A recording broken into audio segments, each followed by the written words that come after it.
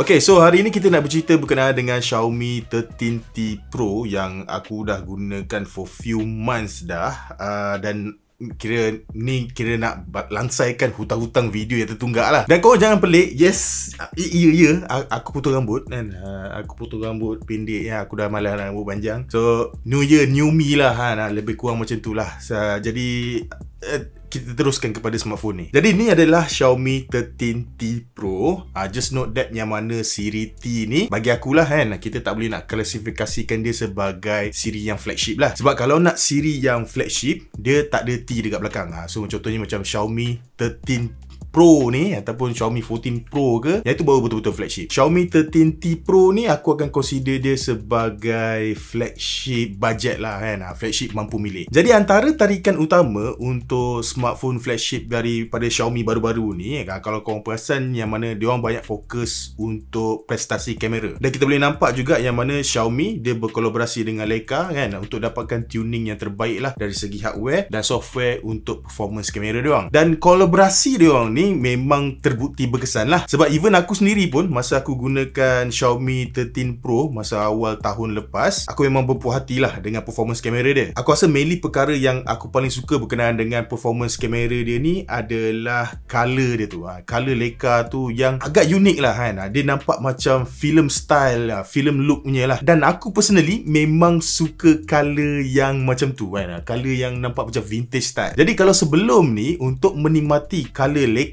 tu, Leica authentic tu, kita kena go for smartphone flagship daripada Xiaomi. Contohnya macam smartphone ni. Dan aku rasa resepi dia orang ni memang berjaya lah kan. Sebab at least ada sebab lah kenapa untuk kita go for smartphone flagship kan. Sebab nakkan Leica tu. Tapi benda ni semua berubah lah bila Xiaomi decide untuk letakkan kolaborasi Leica tu pada siri flagship budget dia orang. So sekarang ni lebih ramai lah orang boleh menikmati color tuning daripada Leica tu lah. Yang mana aku personally memang ada sedikit isu lah dengan benda ni. Sebab senario dia ada dua lah kan. Kalau korang macam aku yang mana dah ada Xiaomi 13 Pro kan, smartphone yang memang mahal gila, memang aku akan bengang lah kan. Uish, aku spend banyak gila duit untuk beli yang Pro punya kan, yang betul-betul flagship punya. Dan sekarang ni dah boleh dah belanja separuh harga lebih murah kan. Dah boleh dapat dah set color tuning Leica tu. Untuk senario yang kedua pula, kalaulah aku sekarang memang due untuk upgrade smartphone aku, sebab aku memang pakai smartphone yang tok kaduk punya, lepas tu aku decide untuk upgrade kepada smartphone baru, memang aku takkan go lah kan untuk smartphone flagship dia orang ni. Lebih aku spend duit pada Xiaomi 13T Pro ni, boleh dapatkan setup Leica tu, dan lepas tu aku akan dapat lah kan semua feature-feature pro yang ada pada 13 Pro ni. Yes, aku faham yang mana kita tak boleh lah nak bandingkan 13T Pro ni dengan 13 Pro kan. Dari segi spesifikasi pun memang banyak perbezaan dia. Contohnya 13 Pro ni dia gunakan 1-inch sensor, lepas tu screen dia lebih sharp kan. Dia QHD+, screen dia melengkung, lepas tu gunakan chip Snapdragon. Memang banyak lah beza dia. Tapi to be honest, kalau kita fokus kepada dia punya performance kamera dia, aku memang tak nampak ada perbezaan yang jauh lah antara kedua-dua smartphone ni. Korang tak percaya? Tak apa, jangan risau, aku akan tunjukkan side by side perbezaan antara kedua-dua gambar daripada kedua-dua smartphone ni. Jadi macam korang boleh nampak, macam aku cakap tadi kan, memang tak ada banyak sangat perbezaan prestasi antara kedua-dua smartphone ni. Dari segi color and then kemudian sharpness, untuk first time tengok macam ni kan, dia memang tak ada banyak sangat perbezaan. Yes, kalau kita pixel peeping tu, memang korang akan nampak lah Xiaomi 13 Pro menang kan, sebab dia ada hardware yang lebih baik. Tapi kalau kita sekadar tengok dari segi processing, warna, pencahayaan tu semua kan, dia tak ada banyak jauh beza. Jadi persoalannya, adakah aku bersetuju bila Xiaomi decide untuk letakkan kolaborasi Leica dia tu pada flagship budget dia orang? Personally, secara jujurnya, aku memang ada bengang sikit lah. Sebab reason utama dia adalah aku ada Xiaomi 13 Pro dekat tangan aku lah kan. Of course lah kan, dia macam hilang lah rasa exclusivity bila gunakan Xiaomi 13 Pro ni sekarang. Sebab kalau kau belanja lebih murah, dapat dah kan Leica dekat model 13T Pro dia ni. Murah dia tu pun bukan murah sikit, murah banyak kot kan. Macam Xiaomi 13T Pro ni, dia dijual pada harga jualan RM2,499. Tu harga permulaan dia. Manakala Xiaomi 13 Pro ni masa dia keluar dulu, harga permulaan dia adalah RM4,599. So gap tu memang banyak gila. Tapi kalau aku bagi jawapan secara professionally kan, secara tanpa menyebelahi mana-mana pihak, aku faham lah kenapa Xiaomi buat macam ni. So tindakan diorang ni bagi aku memang bijak. Benda ni memang baik lah untuk bisnes diorang. Sebab lebih ramai lagi lah orang boleh menikmati kolaborasi dengan Leica ni kan. Tak payah nak belanja lebih untuk dapatkan prestasi yang lebih kurang sama. Jadi Xiaomi 13T Pro ni dia didatangkan dengan 4 setup kamera, iaitu kamera utama 50MP, lepas tu kamera telefoto 2x zoom 50MP, kamera ultra wide 12MP dan kamera selfie 20MP. Dan result kamera dia ni memang sangat memuaskan lah. Aku memang suka dengan hasil gambar yang terhasil daripada kamera dia ni. Semua gambar yang korang nampak ni aku ambil menggunakan color profile Leica Authentic. Aku lebih prefer color ni daripada Leica Vibrant lah. Cuma kurangnya kamera 13T Pro ni, kalau cerita dari segi ketajaman gambar tu, kamera ultra wide dia memang nampak sedikit lemah, terutama pada kawasan yang mempunyai shadow yang tinggi,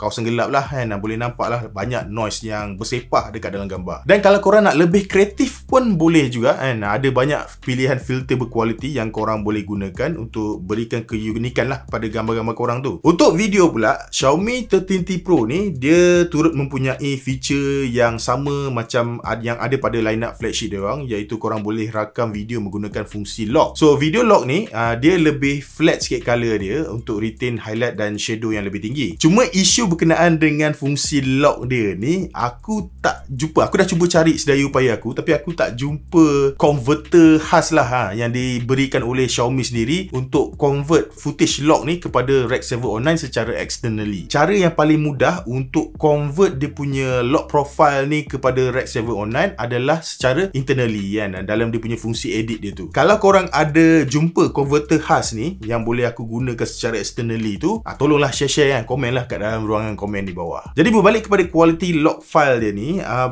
kualiti dia bagi aku biasa je. Dia bukan yang terbaik sebab dari mid range dia tu dia boleh retain bagi aku tak terlampau tinggi lah kan. Ada highlight yang tetap clipping walaupun dalam mode lock ni. Kalau dalam keadaan senario scene yang terkawal, kita boleh retain lah all the detail yang kita nak kan. Cuma bila berada pada kawasan outdoor yang terlampau terang sangat, memang akan ada clipping lah. Dari segi kualiti dan penstabilan video, bagi aku memang bagus. Gegaran dia semua memang minimal, dan dalam mood rakaman normal ni hasil video memang nampak sharp, warna pun hidup cuma dia masih ada sedikit exposure hunting lah here and there kan, bila ada perubahan ketara dalam scene. So untuk sebuah smartphone yang berharga 2,500 dan ada fungsi lock profile macam ni, bagi aku memang agak impresif lah. Dia dah macam sama lah macam 13 Pro ni. Kemudian kalau cerita dari segi dia punya design pula kan, design dia bagi aku okey je kan. Dia bawa juga karakteristik design yang terdapat pada model yang Pro. Cuma benda yang dia orang tak bawa kepada 13T Pro ni adalah skrin yang curve lah. So yang ini skrin dia memang flat, so tak payah pening kepala, memang seronok lah. Dan skrin yang diberikan pada Xiaomi 13T Pro ni pun bagi aku memang agak superb lah. So size screen dia adalah 6.67 inci AMOLED. Dia menyokong 144Hz dan dia ada juga HDR10+,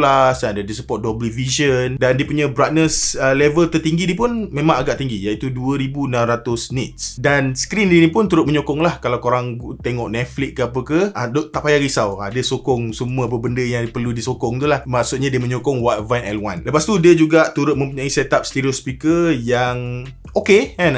Dia punya stereo dia tak adalah power sangat macam yang ada pada 13 Pro ni, tapi bagi aku memang cukup bagus lah untuk kegunaan seharian. Dan yang paling best sekali, dia punya vibration motor dia memang flagship lah. Dia guna X-axis vibrationnya motor lah. Dan Xiaomi 13T Pro ni juga masih lagi mempunyai IR blaster untuk korang kontrol barangan elektronik kat dalam rumah korang. Jadi berbalik kepada skrin hadapan dia tu, macam aku cakap tadi, aku memang okey dengan skrin dia. Skrin dia memang cantik lah kan, dari segi color, brightness, sharpness, semua memang okey. Cuma satu isu yang aku jumpa adalah dari segi dia punya refresh rate dia. Sebab dia iklankan yang mana refresh rate dia boleh pergi sehingga 144Hz. Masalahnya, sepanjang aku gunakan smartphone ni, aku memang tak boleh nak achieve 144Hz tu. Paling tinggi dia boleh pergi adalah 120Hz. Macam mana aku tahu benda ni? Bila aku gunakan frame rate counter ni lah kan, dia tak menunjukkan 144Hz. Dan di mata aku pun, aku tak nampak macam 144Hz, nampak macam 120Hz je. So kat sini mungkin ada error lah pada tempat aku lah kan. Mungkin aku ada buat salah ke apa ke lah Tapi itulah, counter ni tak tunjukkan 144Hz. Even dekat dalam setting display pun aku memang dah paksa skrin dia untuk go for 144Hz, tapi tak dapat pun 144Hz. Yang mana aku macam menyiap lah kan, kenapa tak boleh 144Hz? Yes, sebenarnya untuk personally lah, untuk kegunaan aku memang tak kisah pun. Bagi aku 120Hz tu memang dah terlebih daripada cukup pun. Cuma isu dia sekarang, Xiaomi kata 144Hz. Kenapa yang ini 120Hz? So itu je lah yang aku jumpa kan bila aku gunakan skrin hadapan dia ni. Tak tahulah kalau benda ni satu big deal untuk korang. Bagi aku dia bukan satu big deal untuk aku, tapi perlu aku beritahu lah kan kepada korang. Itu pengalaman aku. Kemudian dari segi performance pula, untuk daily performance semua memang ok. Dia gunakan chip MediaTek Dimensity 9200 Plus. So kalau korang ni adalah gamers ke apa ke, aku rasa korang memang akan seronok lah gunakan smartphone ni. Cuma apa yang aku perasan juga, yang aku jumpa juga, let's say kalau korang suka main game yang heavy grafik, phone ni memang akan rasa panas gila lah.